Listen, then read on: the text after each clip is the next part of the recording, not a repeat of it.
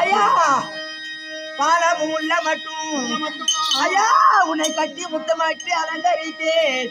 நிலையும் மறியல் எல்லாம் உனக்கே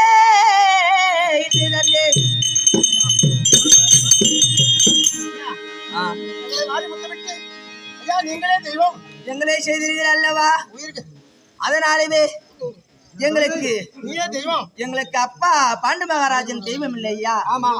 இன்றைக்கு நீங்கள் தான் எனக்கு தெய்வம் ஐயா நாங்கள் வைத்திருக்கும்படியான பொன்பொருள் திருவிகள் அனைத்தையும் மேல் அணிந்த பணிகள் ஆடை ஆபரணங்கள் பார்த்து வள்ளியும் முதல் கீர்த்தி